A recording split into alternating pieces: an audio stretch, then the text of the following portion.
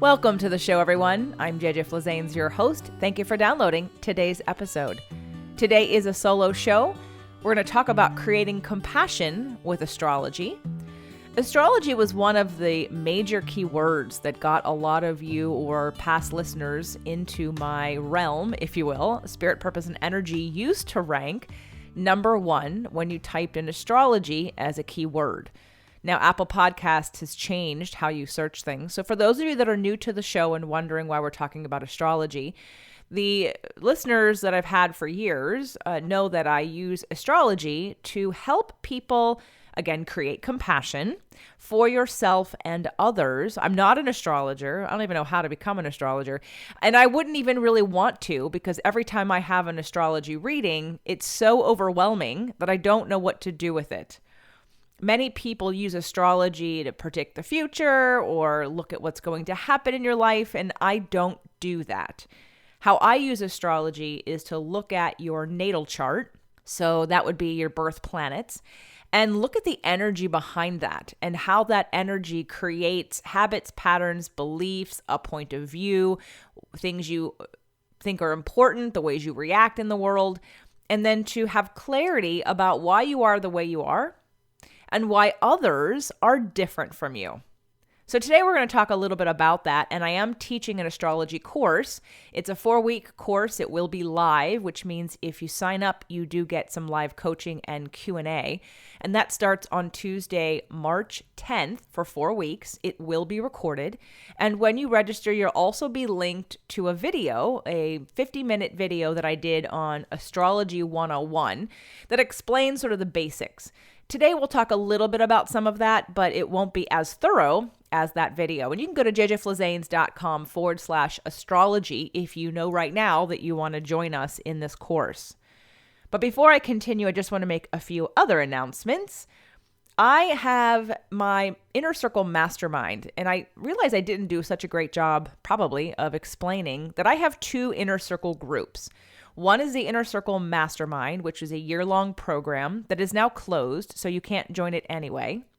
And that is for people who are in business or want to be in business, want to write a book, start a podcast, and using the mind, body, soul method in money. So that's not even an option, so let that go for a second. Then I also have the Inner Circle Membership, which is a $9.99 membership where we do once a month group coaching. We've just started a book club within the membership. We just all decided over the weekend that we were going to do that. So because we're kind of already doing it. We spent a lot of time on The Big Leap by Gay Hendricks. And there's an Inner Circle member podcast. So it's a podcast that you can't get unless you're a member. And that podcast is a lot of solo shows, Q&As, and then Doug and I were going through The Big Leap and really workshopping every chapter and every section because I had Gay Hendricks on the show. It'll be published at the end of March or maybe even April. So anyway, so it's a life-changing book, and I thought there were so many people engaged in the conversation. I asked them if they wanted to do a semi sort of book club within the group, and most people have said yes. So we have the podcast that is separate and different and new. We have now a book club. We do challenges. It's $9.99 a month. And for those of you that are fans or those of you that are super fans, I really invite you to consider coming over and checking it out. You can go to jjflazanes.com/inner circle. There's a 7-day free trial. I will tell you that most of it is done on Facebook, and you don't get a lot of emails. You'll get one email with the link to the Facebook group to join us, and then past that, everything happens in the Facebook group or on our once a month Zoom call and through the podcast that I do specifically for the Inner Circle. Now, why I'm telling you about the Inner Circle is because we're also starting a fasting mimicking diet. So I decided that it would be a great group of people to do a lot of accountability with.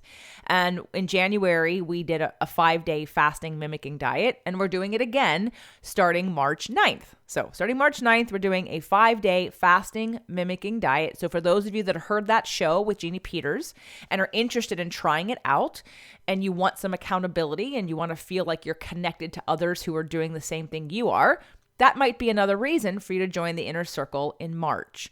If you are interested in that, I would recommend contacting Jeannie Peters, JP@nourishingwellness.com, and ordering a Prolon kit. which is basically all of the food and tea and drinks and snacks and desserts, everything you would need for that 5-day fasting mimicking diet. If you've done it before and you've already done the kit, I have a document that Jeannie created that basically is a do-it-yourself. But I will tell you, I strongly recommend everyone who wants to do it for the first time that you do it with the kit. It makes it so much easier on you, and then you know what to expect when you do it yourself. So that would be happening on, again, March 9th, and you would need to join the Inner Circle at least a couple of days before that. Again, I'll put the link in the show notes. Also, the mastermind had 2 live events, and the first live event is happening, and it's not open to other people. I'm just telling you what's coming. The first weekend live event within the Inner Circle mastermind is happening at the end of March in Atlanta, Georgia. I'm deciding to stay an extra day and put a meetup together. And I already have 3 or 4 or 5 people who are wanting to meet up in person. So for those of you that live near Atlanta or are willing to travel, I am doing a meetup there on Sunday, March 29th at 4 o'clock in Buckhead at the True Foods. Also, I've created this meetup group, and I don't know how it's going to work because most of the time meetup needs to be in places where you are locally, but I'm going to try it. If you're interested in a meetup anywhere in the world, literally, you can join my meetup group, and then anytime I'm traveling, I can put a meetup together and I'll look to see who's in the group and where you live in the world. So if you're interested in joining the meetup group, it's free. You do have to register with Meetup, and it is free. You'd go to jjflazanes.com/meetup. And if you're on one of my email lists, so like the Manifestation Challenge, the next Manifestation Challenge will be in April. If you're already on the list or in a group, you will be able to see the link. So if you're not, then you might miss out, which is why I have plenty of opportunity for you to get more involved in the community on some level.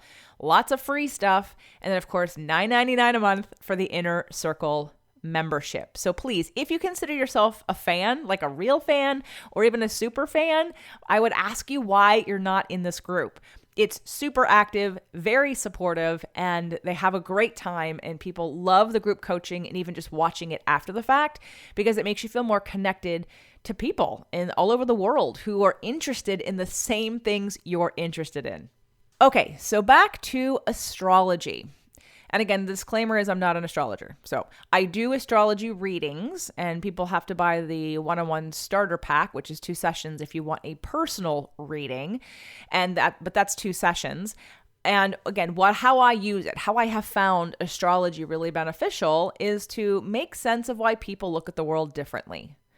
And for those of you that have been following me for a while or have any education around astrology, let me just start at the beginning and I'll do a quick overview.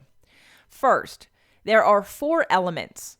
And by the way, I do Western astrology. I don't do Vedic. So there's a lot of talk about Vedic astrology, and I don't even consider this new sign that they're talking about, which happened, I think, after 2000 something. So again, I'm not as concerned about the technicalities. I'm concerned about the energies. So what I do is basically take 2 recipes for chocolate cake, and I see how they're different and how they're going to affect the way the chocolate cake tastes. So if you use something like an olive oil versus butter in your fat for a chocolate cake, it changes the way the cake tastes. It could change the way that it looks. So that's how I use astrology, is to take the energies of the elements in the different planetary positions and see how you manifest that. How does that show up in your life? How does that affect your relationship with others? How does that create conflict when you're different? And how do you recognize that you're different? So that's why we're doing this astrology course, because in the Inner Circle membership, it came up. And I said, hey, are you guys wanting more, like really a deep dive on astrology? And they said yes. So I put this 4-week course together, mainly for the Inner Circle members, but now I'm offering it to you as well. So let's talk about those 4 elements. And the course is going to be set up that the 4 weeks, each week is focused on one of the elements and how that element shows up in your life and in your personality and in your belief systems in different planetary positions. So first, let me go over the elements. The elements are fire, air, earth, and water. And actually, they're not even in that order. Fire is the first element of the zodiac. Earth is the second element of the zodiac. Air is the third, and water is the fourth. And very simply, fire is energy. Fire is movement. Fire is action. Okay, so if you have a lot of fire in your chart, I had a client once, he was a Scorpio sun sign, but when I was talking with him and he was talking about his therapist and how his therapist asked if he ever shut down or shut off. And he literally said, "What do you mean shut off? I don't shut off. This is how I am all the time. I don't know what shut off means. What does shut off mean?" And I thought, okay, let me look at your chart. So I did his chart, and his sun was Scorpio, but his moon, his ascendant, his Venus, and his Mars were all in Sagittarius. Sagittarius is the last of the fire signs and the most evolved of the fire signs, but all that fire needed an outlet. So how I program exercise, coaching, is going to be based on what your needs are. How do we create balance in this situation where he is clearly so much fire that it's going to manifest and look like anxiety if he doesn't channel it. So fire is energy. Then we have earth. Earth is stability. Most earth people or earth signs in different positions want to feel stable and secure and want some kind of control or assuredness, some kind of way, tangible way to know something or to see something. And again, earth signs, and I'll go over more of this in the video when you register for the course and of course over the course of the next 4 weeks. But when you have an earth sign, again, how would I program differently for someone with an earth sign? Well, depending on where it is in your chart, let's say it's in your moon. And your moon is how you deal with emotions. If you're an earth sign moon, you're probably really stubbornly not going to change. In fact, I know a lot of earth sign moons. So for those of you that have been listening for a while, that would be you Virgos.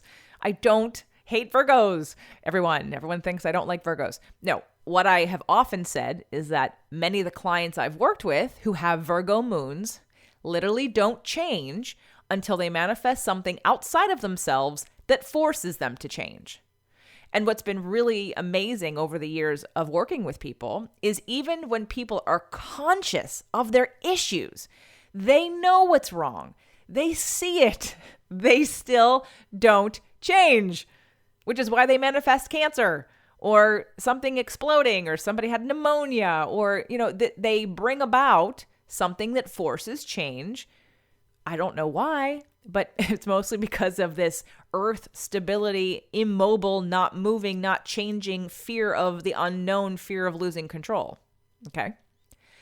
So then let's move to air. Air is the third element of the zodiac in terms of, I'm going based on the calendar. And Aries is the first of the signs, and Aries starts March 21st. And then we move through that, and I'll explain more of that. You'll see that more in the video. And because I won't even go over that necessarily in the 4-week course. I kind of want you to do a little prep work before we dive into all the different planetary positions, how they affect your life, how you think, how you believe, how you deal in relationship, and then how each element produces different results, so to speak. So air signs are about thinking and thoughts. Air signs love to create in their mind, very creative, and again, thinking, and seeing and believing, but also often detached from their bodies. Air signs often think about their feelings, but don't often feel their feelings.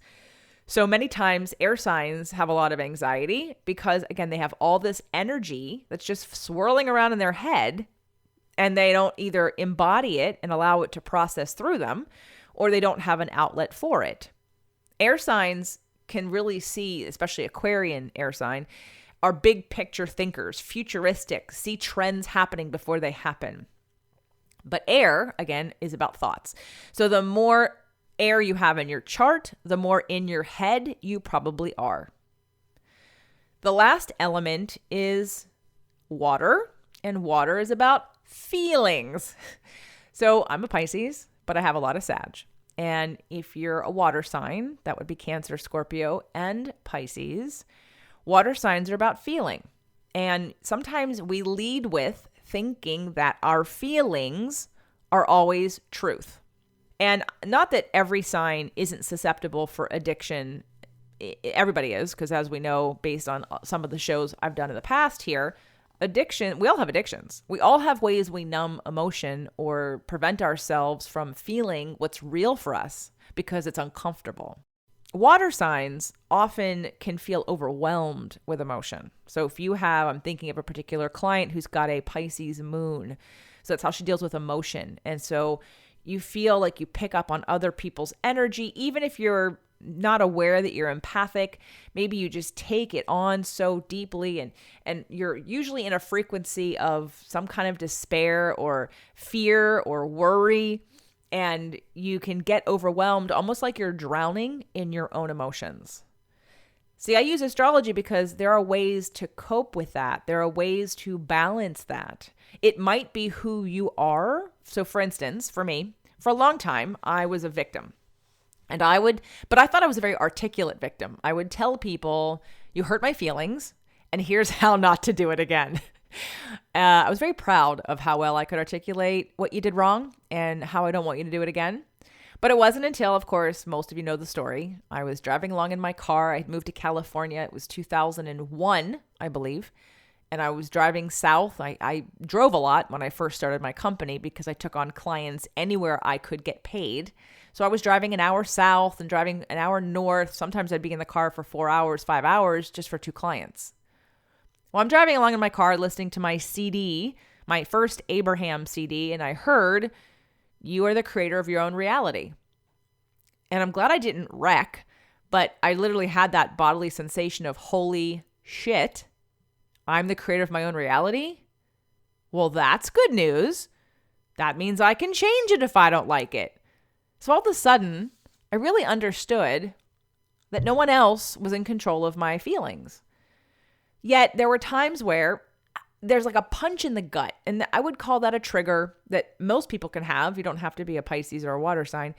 But it wouldn't happen often, but it would happen occasionally where I would feel like I got punched in the gut and my feelings got quote unquote hurt. So I thought to myself, well, how do I deal with that? And I'm looking at my astrology and I'm thinking, all right, I'm a Pisces and I'm sensitive, I'm emotional. What do I don't feel like I can do anything about that punch in the gut. It just happens.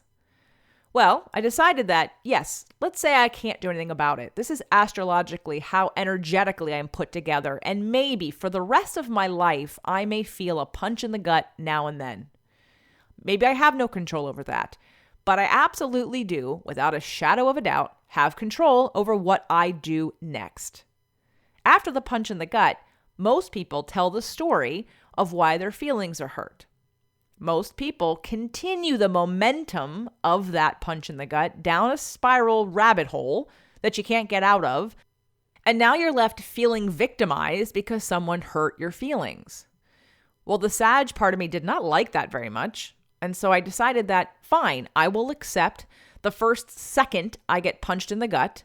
I will say, okay, and then I will choose to direct my thoughts and my stories and my awareness onto what can I do about it, or how could I interpret this in a way that doesn't feel like this. And minus, I'd say, talking to my ex about divorce, I didn't feel a punch in the gut ever again. I think it went away pretty quickly, and I'm trying to find in my memory here a time where since then, and that's been years ago, that I've actually felt a punch in the gut. So just by my awareness of how I operate in the world and accepting that that's part of me. And I'll give you another quick story, and maybe you can relate to this, those of you that know your astrology. When I was in a relationship, this is a long time ago, I was here in California, and we were together for 1.5 years total, but I'm going to say we were together maybe not even 6 months, broke up, me and this boyfriend, but then we kind of got back together, but he never really committed. And there was a part of me that was super impatient. In my chart, and I'll go over this in the video, I consider different parts of the chart like 3 stages: first stage, second stage, third stage. First stage elements are the least developed of their elements. And then the second stage are a little bit more developed, and the third stage are the most developed, the most complex. Think of it as wine. When you first crush grapes and you put them in a bottle, it tastes like grape juice. It takes a long time for it to mature and to become more complex to taste like wine. And sometimes the longer you age it, the more depth the actual wine has. So that's kind of the first, second, and third stage in astrology. And most of my major planets are in the third stage. So here I'm looking at my astrology and I'm thinking, what is wrong with you, JJ? Why are you so impatient? I literally would be upset on why he couldn't decide or why he wouldn't tell me or why he wouldn't choose. I didn't even care what the answer was. It was like, just tell me, are we together or not together? I got a little crazy about it, but I was observing myself and thinking, what is your deal, JJ? Like, you're so gray about everything else. Why are you so black and white in this situation? Well, I went to my astrology and saw that my Venus, how you handle love, is in Aries. Aries is the first of the signs. Aries is the infant of astrology. Aries is the least developed. Aries is like black, white, left, right, yes, no. That's how Aries process. So in my Venus, how I dealt with love, I had the least amount of capability of depth of processing. So I was like, oh, okay. It's like the only place I have Aries, and it's the only place I think I have a first stage astrological sign. So now I have clarity, and I went, okay. So I felt better. I didn't feel broken. One of the things that frustrates me about how people deal with either psychology or emotional issues, both with themselves and others, is we make all these judgments about what we think normal is. And we really get down on ourselves and we shame ourselves because we say, well, you shouldn't feel like that. You shouldn't act like that to yourself and others. And what I love about astrology is it explains why you do it. It makes no sense. It helps me not to tell myself, JJ, stop doing that. Don't do that. Why are you doing that? Why are you so impatient? Meditate on that. Well, I can do the meditation to help balance that, but I first have to accept this is going to be my possible first impulse all the time.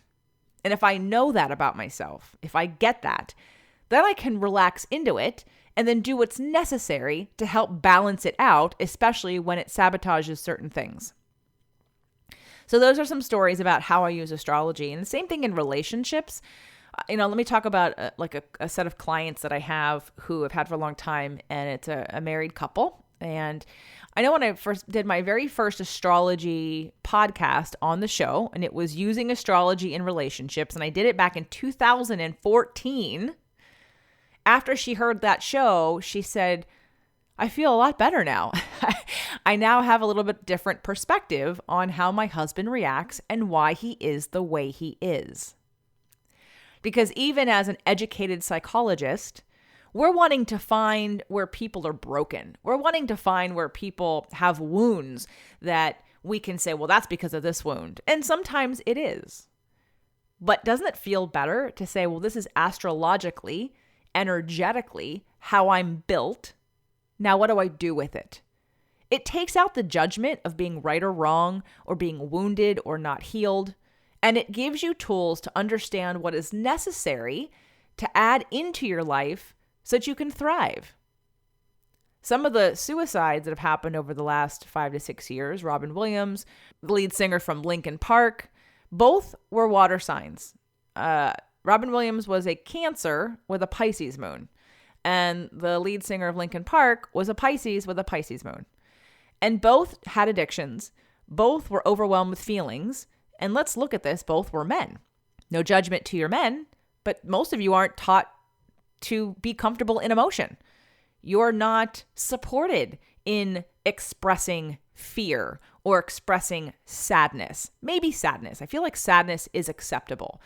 But for most men, even the sensitive ones, a lot of you don't like fear and refuse to embody and allow yourself to feel fear because you're too afraid of what it's going to look like it makes you weak. It's a very primal behavior where if you show weakness, you'll be defeated. So your caveman brain, which we're going to talk about next week with Harville and Helen, they're going to be doing safe conversations. So we talk a little bit about the different parts of the brain and how living from the higher part of the brain serves us better. but it's our fight or flight, our caveman brain that says my survival is always in question. Well, I think we know our survival most of the time is not in question, but if you're used to living in that part of the brain, or you're used to operating based on your wounds, based on your upbringing and your environment, if you're used to operating from that, then you're really not going to allow yourself to step into a more conscious state and a trust and compassion for yourself to allow yourself to feel your feelings, because you're too afraid of protecting yourself from somebody attacking you, so to speak, right? And this is for women too. Definitely women who are in business, women who are lawyers, women who are doctors, women who are playing a masculine role in life because you love what you do, you're smart, you're successful, you've got it together. But hey guys, it's called control freaks. And I'm one of them, so I can say that. Although I think I've done a really good job over the years of healing a lot of that and that judgment, and you guys actually have helped me to do that. I've always felt too much because nobody could keep up with what I was interested in and didn't seem interested in. I grew up in a place where my parents would listen to me, they'd support me, but they never followed me, and they couldn't get into the conversation. They weren't interested. So I was always looking for someone to reflect me back to me in a way and never found anybody until I moved to California. Then I thought I found somebody in my former husband, which I did to a certain degree, but it was still too much for him. And the message there was, I'm too much. I'm too much. And so then I started to believe that I must be too much. And here I am now giving myself permission to be whatever I am, putting it out there, and having a lot of you write back and say, wow, your information has changed my life. Some of you have been listening the entire time. I met one of you recently who's been listening for 4 or 5 years. Thank you. Not because your listening validates my being, but you listening, I mean, it does, but I was already feeling good. I was already feeling confident. I was already feeling free and accepting of the fact that I like where I am. And it's taken a while to get here. And the more people that I'm around, especially more successful people, like I've been around a lot of highly successful women business owners recently. And the first thing I pick up on very, very deeply is their insecurity. And someone from the outside would say, oh, but they're super successful. They make millions of dollars and they're well known and everybody knows who they are and they've got a big following. And all I keep picking up on and all I keep seeing are all the addictions of control and validation that they need, this attachment to external validation all the time. In order to start this show, literally Spirit, Purpose, and Energy, which originally was Freedom Fridays on Fit to Love, I had to say, screw it. I'm stepping into who I am and I'm going to share it, and I don't care who listens. Yes, it was selfish in a way, but it was liberating at the same time. I had to give myself permission to be who I was and who I am and what I was interested in talking about. And the minute I allowed myself to do that, not realizing that that was sort of a lot of my Sag, then the universe delivered. I found that I vibrated at a frequency that attracted other like-minded people at the same frequency. Now I realize part of it is just the freedom, the Sag seeking freedom and expression and education and knowledge and truth seeking. I mean, I have 3 Sag planets, so I have to honor that. And the Pisces part of me wanted to be a people pleaser so that somebody would accept me, love me, and feel connected to me. And now I feel more connected to myself than ever. I'm super secure in any relationship and anywhere I am, and know that I'm living the life I want. Yes, I don't love where I live and we're going to move, but I've attracted and manifested everything that I've ever wanted. Again, the journey's been interesting to get here, and this isn't the end. There's a lot more that I want. But in allowing myself to be compassionate about these energetic complexities that we get from astrology, that we learn and we accept. Yes, there are times I'm still impatient. Yes, there are times where my fire energy wants to fight back. Yes, there are times where I get triggered still, but I have tools to process. And over the years, it happens less and less. Over the years, I deepen this trust that I have in myself, the universe, and this journey that we're on. And hopefully a lot of you are feeling that too. You know, I bring on Dr. Eben Alexander and Anita Morjani and people who've crossed over and come back to tell you about it. I mean, I knew all of this before I started the show, but who was going to listen to me? I haven't had a near-death experience, but I 100% without a shadow of a doubt know what happens when we die. Now, saying that, for most people, they'd look at me and say, "How? You don't know. How could you know? You don't know. You don't have proof." And I say, okay, I just know. And I didn't need the science, but now I have the science. Thank you, Dawson Church. Thank you, Eben Alexander. Thank you, all of you people who've been really wanting to prove biology, belief, Bruce Lipton. Everybody who's out there proving all these sciences of things that some of us intuitively know, and trusting that and developing that. And that's part of my Sag and Pisces combination, is this deep intuition and how I've, over the years, continued to grow. Speaking of, I'm also going to be doing an animal communicator class. It's not me teaching it by myself. I'm having on, and you'll hear her later in a couple of months, Meredith Whitney. She is a pet communicator, and she teaches sort of psychic classes on how to become more psychic and be a better animal communicator. And I took a class with her, and it was just one class, but I'm going to put together a 4-week course. And it's not just about communicating with your pet, it's about increasing your psychic abilities. Because over the years, since I've started the show, I've increased my psychic abilities and my intuition, and every single person on the planet can do the same. Some people are built with their brain firing in certain patterns that allow them to connect quickly, and others don't. But now, between EFT and mind to matter and binaural beats, we have technologies that can, and meditation, we have technologies that can help us activate those parts of the brain to allow that in. So that's going to be in June, I believe. And in May, and again, you'll know all this if you just sign up for something and you get on the email list, or you join the Manifestation Challenge Facebook group, the free one, or you come in the inner circle. You'll know what's going on. And of course, I'll tell you later. And there's also in May another 4-week course on the basics of imago therapy, not the basics, but on creating your imago, like we're going to do it. Because again, in the inner circle, it's come up again and again. And I said, okay, do I need to do a 4-week course on actually doing this imago work that you hear me talk about all the time? So that's going to be in May. Let's start back in March. The astrology course is first, and the astrology course is starting on March 10th. It's a 4-week course, and we're going to do a deep dive each week on an element and how it operates in your chart in the different planets. Now, if you don't have that element in your chart, I would recommend that you also print out the astrology reports, just the positions, not wheels or houses. I don't do any of that. You print out your spouse, your parents, your children, your coworker, somebody who you want to make a better relationship with, so that we can use this information more specifically to create clarity, to understand. You know, I have some friends and people who were very important to me who have, let's say, a Libra moon. So moon is how you deal with emotion.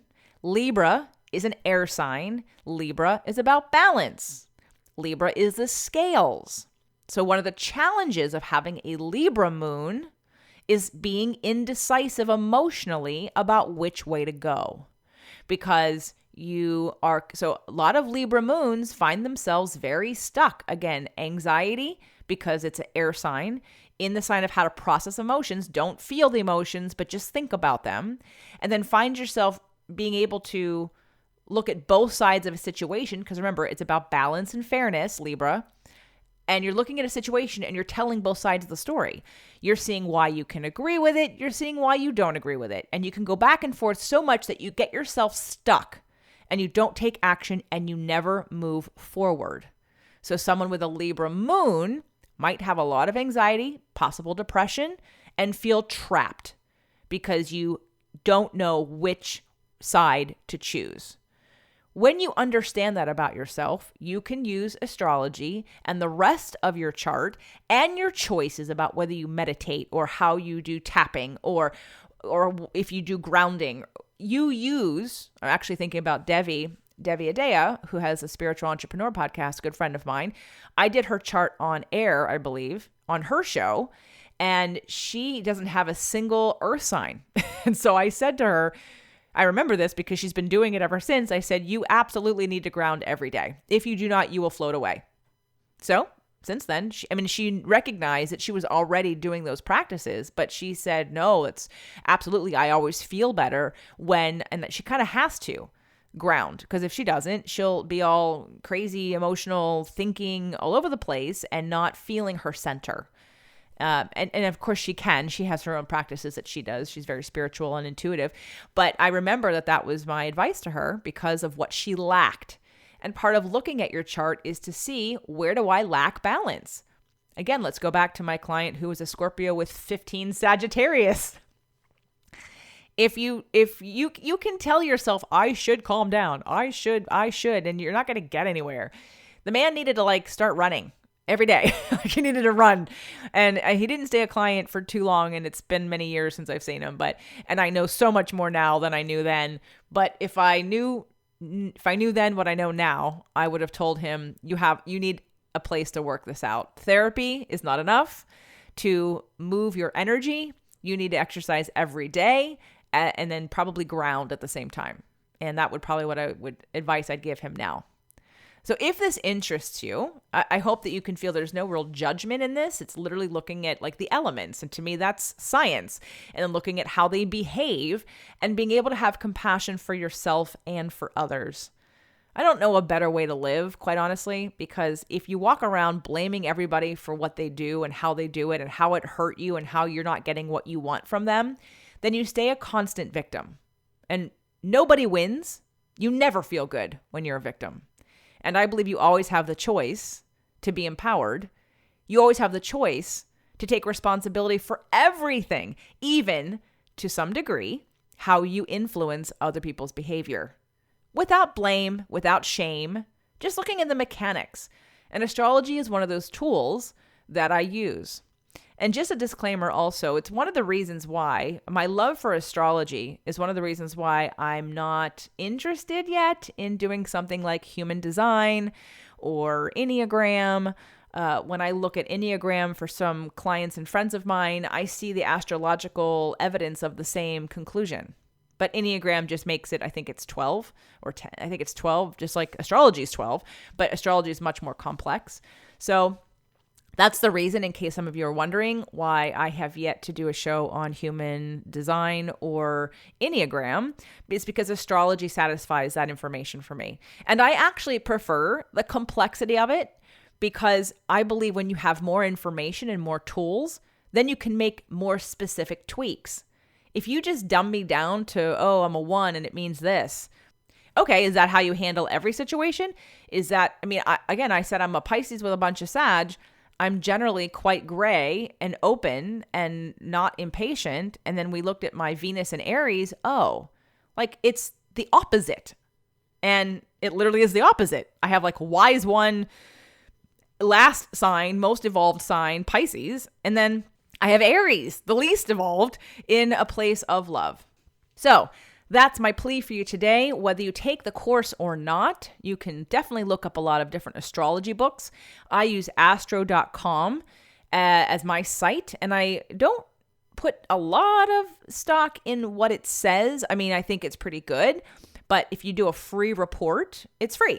So it's not as detailed and it's not as long. But if you do astro.com, I want you to do a personal portrait. And for those of you that join the course, you'll get an email with a Word document with the example of what I want you to print and what information I want you to have. So if you're doing your chart and other people's charts, again, I don't need houses or wheels or any of that stuff. We're literally looking at the detailed list of my moon is in this, my sun is in this, my ascendant's in this, my Venus is in this, my Mars is in this. Okay? All right. So if you have any questions, I am currently vacationing for my birthday, and you're welcome to come over to something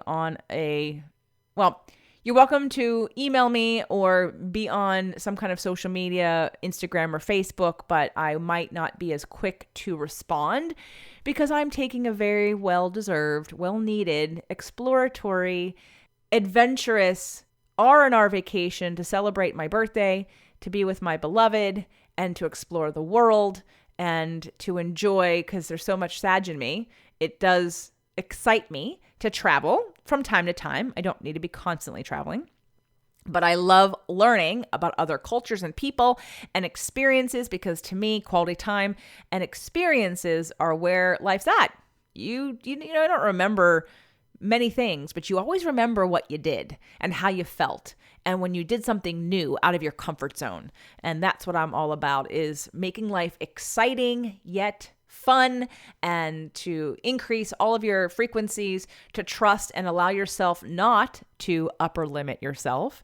And for those of you that are in the inner circle, you know what I mean. And we're going to get that. We're going to get there with Gay Hendricks later, but all the ways we upper limit ourselves in life and cut ourselves off from experiencing more joy, love, success, and abundance when we always want more. But there are ways in which we push back and don't allow more. So I would also recommend stepping outside of your comfort zone. And if this astrology course calls to you, there's a payment plan also. You don't have to pay in full, but you get the course right away when I get back, and when we start it on March 10th, it will be recorded and you will have access to it indefinitely. If you're interested, go to jjflizanes.com/astrology and let's get you prepared. And I hope today's show at least gives you some food for thought on how not to dismiss astrology, but possibly to see it as a tool that can give you clues for not only a better relationship with everybody, but a better relationship with yourself. Giving yourself some compassion, taking it a little bit lighter, thinking about Anita Morjani's show that we did about how people are in fear. Anita's a Pisces, and I wish, she had to go through what she went through, but, I could probably look at her astrology and see where all the fear is. Pisces normally are very afraid. They defend their worry, their ability to worry about everything. And of course, as we know, worry brings about lower immunity and makes us more susceptible to disease. So I hope today's show inspired you in some way, and I look forward to seeing you in something very soon. Check the show notes on how you want to get a little bit more involved in our community. Thanks so much.